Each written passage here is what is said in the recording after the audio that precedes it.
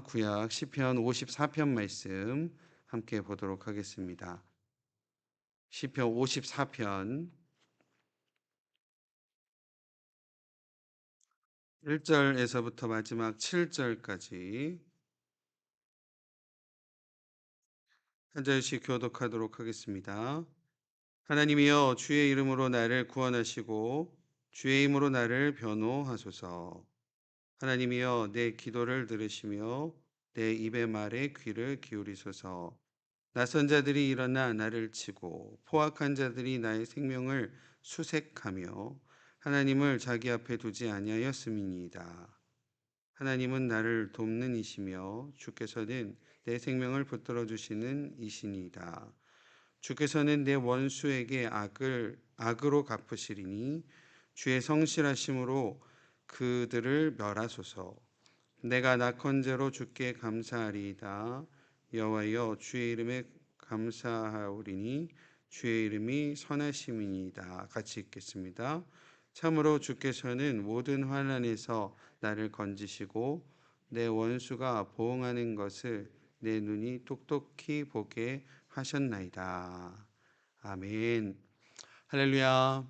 아멘. 토요일 새벽 주님 협찬에 나오신 우리 성도님들의 삶 가운데 하나님의 은혜와 은총이 함께 하시기를 바랍니다.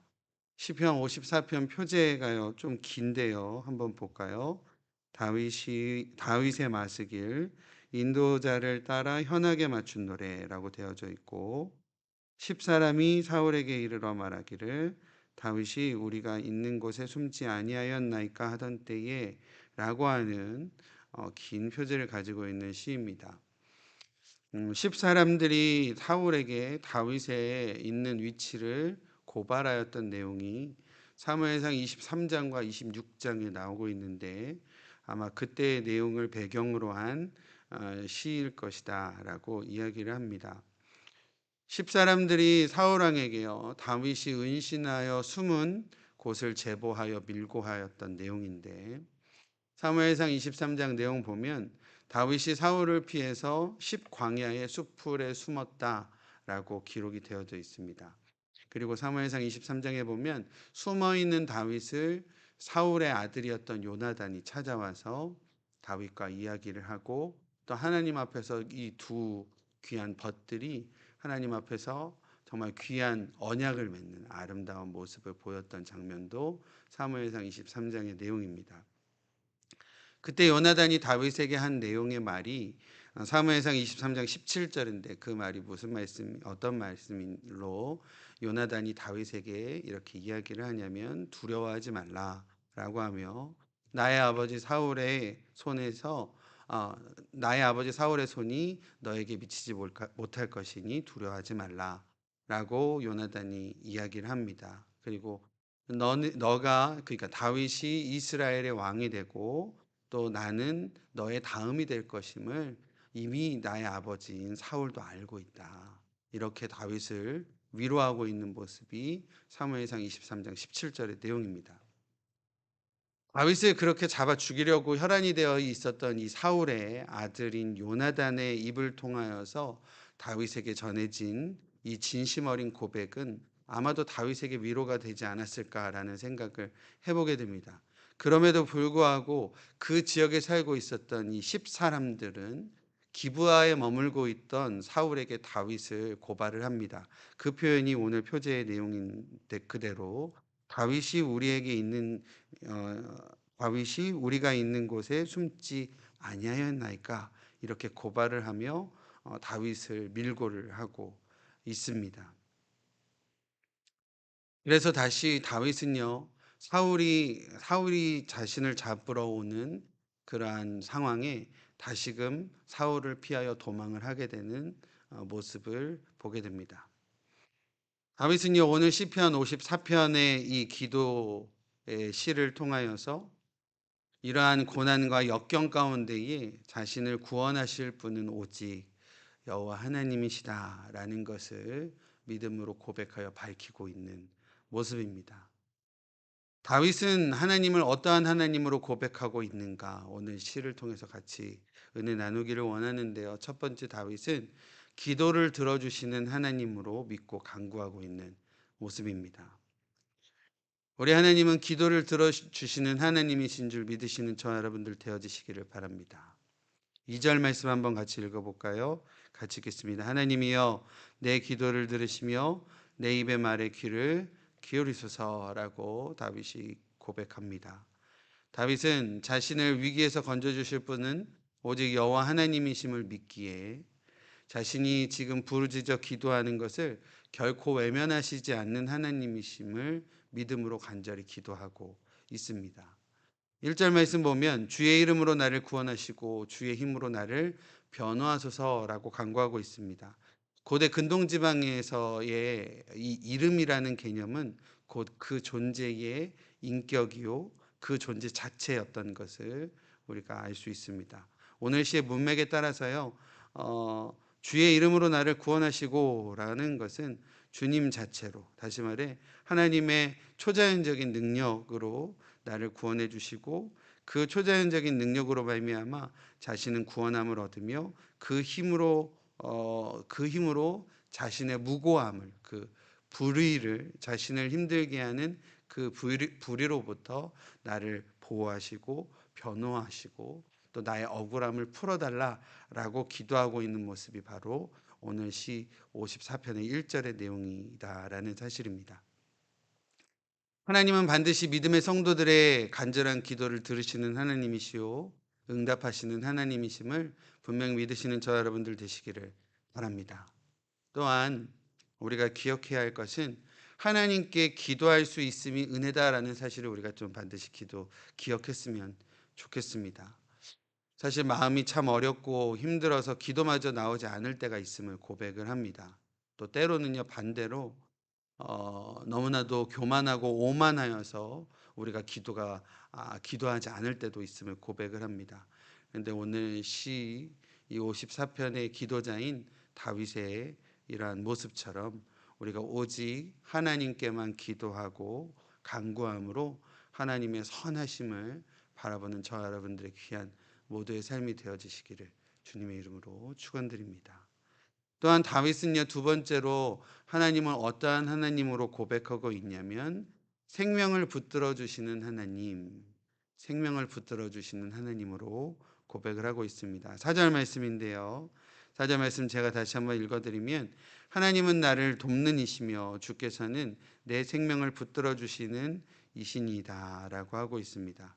3절 그 앞에 3절의 표현을 보면 포악한 자들, 자신을 공격하려고 하는 그러한 수많은 자들이 자신의 생명을 찾아서 수색을 하고 있다라고 표현을 하고 있습니다. 수많은 사람들이 자신의 생명을 찾아 수색을 하고 있는 그러한 상황에도 불구하고 다윗은 하나님께서 자신의 생명을 붙들어 주시는 주이심을 분명히 믿고 고백을 하고 있었다라는 겁니다. 여기서 붙들다라는 이 히브리 단어는요 사마크라고 하는데 이 본래의 뜻은 든든하게 지지하다, 아래에서 지탱해 주다라는 의미의 뜻을 가지고 있는 단어가 바로 이 사마크라는 단어입니다. 아무리 거친 비바람이 불어 닥쳐도요 뿌리가 든든하게 깊이 뿌리박고 있는 나무는 든든하게 서서 절대로 흔들리지 않고 넘어지지 않음을 우리가 기억을 합니다. 이와 같이 생명의 위협의 순간에도 하나님의 손이 우리를 붙들어 주시고 든든히 지지해 주신다라고 한다면 우리는 분명 안전하다라는 사실을 우리가 기억해야 함인 줄로 믿습니다. 이 지금 다윗을 보호하고 지키는 것은 다윗의 주위에 다윗과 함께하였던 600여 명의 군사가 아니었음을 우리가 기억을 합니다. 다윗이 안전할 수 있었던 것, 다윗을 보호하고 계셨던 것은 600여 명의 다윗과 함께한 사람들이 아니라 오직 다윗의 생명을 보호해 주시는 든든히 붙들어 주시는 여호와 하나님이셨다라는 사실입니다.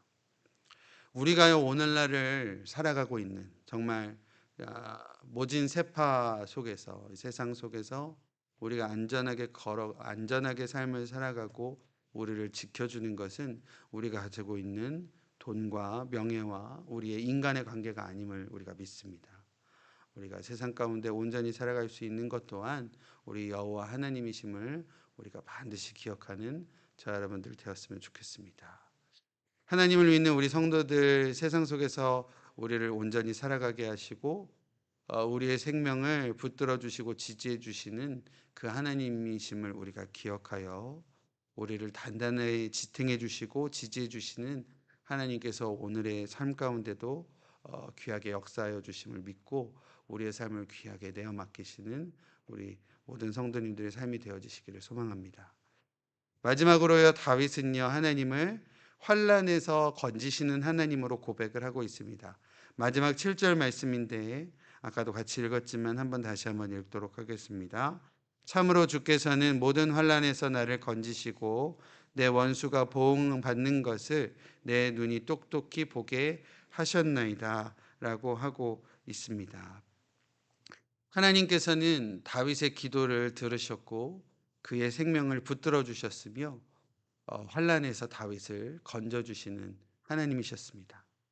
사무엘상 23장 오늘 읽지는 않았지만 그 배경이라고 말씀드렸는데 사무엘상 23장 마지막 부분을 보면 사울을 피해서 이리저리로 피해 다니던 다윗은요 이제 결국 이렇게 블레셋 땅까지도 넘어가게 되는 모습입니다.